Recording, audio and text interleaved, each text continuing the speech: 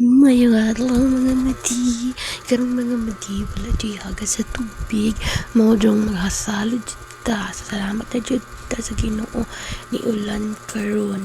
Mag-discard ito mga madi. Mag-imbak jud tag tubig karon kay nag-ulan. Ginoo ko. Daghanay na pod ang hugason jari. Ato jud ining hugason karon gyud na Diyos ko ay magamit. Magbagol na dyan daan karon nagsalod ko sa plangganog balti kay ako siya ibutang sa container para ay panghugas na ako karon sa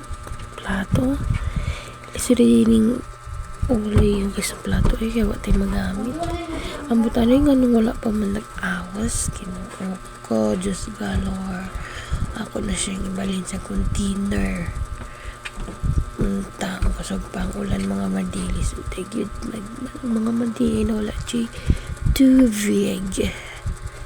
ako na siyang ibalin sa container para masaludan po siya anam-anam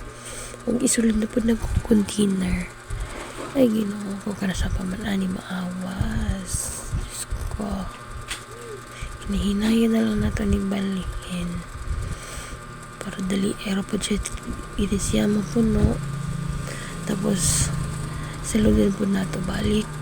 para ato pong balikan no ato na pong ibalhin sa container para magamit na to sa CR nagyuta ni maka gamit og CR pag walay tubig lisuday dyan kayo mga madi walay tubig mga madi asa naman ang hostisya pero kinahanglan dyan na to diskarte tag tubig pasalamat lang jud ta sa Ginoo na ay tubig o ni ulan siya thanks God kahit nakalisod jud may tubig ay pwede naman siguro ni diskartihan initon tapos imnon wala pa pong na awas sa good ay asa naman ng awas ani Diyos ko kalisod ay ani ay pero okay naman ato siya inuul gamay para dito na ba ito magkuha sa baldi sa kilid pero pag tataon mas hindi ay ulan pa day gusto giluon ta mahunong ang ulan para makaipon dyan may tubig karuli sudoy dyan may tubig dyan mga madi so, grabe dyan kalazad dyan mga madeng wala dyan tubig kami na mao dyan tag-ambot nimo niya na po sige bye bye